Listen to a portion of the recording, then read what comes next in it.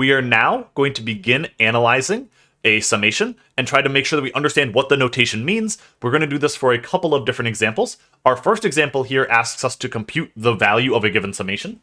So we have S is equal to this particular summation. What that means is that when we want to compute S, we're going to start by plugging in I equals 1 into the formula that appears inside of the summation. So that is equal to 3 times 1 plus 2. That's the first term. Plus 3 times 2 plus 2. Plus 3 times 3 plus 2. Plus 3 times 4 plus 2. Plus 3 times 5 plus 2. Plus 3 times 6 plus 2. Plus 3 times 7 plus 2. We then need to compute the value of that. There are a couple of ways in which we could do this a little more efficiently. I will comment on this just so make sure we're good with algebra. I'm going to group together some things. I can group together all of the terms that share a 3 and write that as 3 times 1 plus 2 plus 3 plus 4 plus 5 plus 6 plus 7. And then we have a bunch of plus 2s. In fact, we have 7 of them.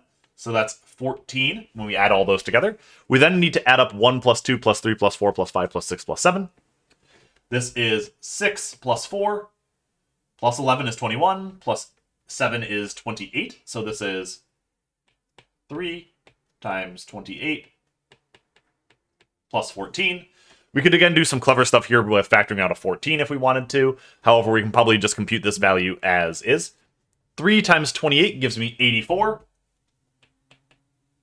Plus 14 is 98. To make sure that we understand the formula, we have another example here immediately below this one. So let's do this once more and see what happens. So we have S is equal to, the first value here is plugging in I equals 2. So we have 1/2 times 2 squared plus 2 times I, and I is 2. Plus the next term is 1/2 when we plug in the next value, which is 3 squared.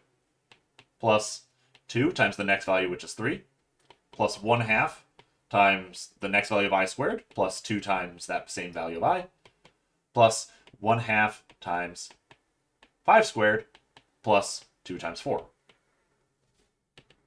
2 times 5. We now need to add this up, and that can turn out to be a bit tedious.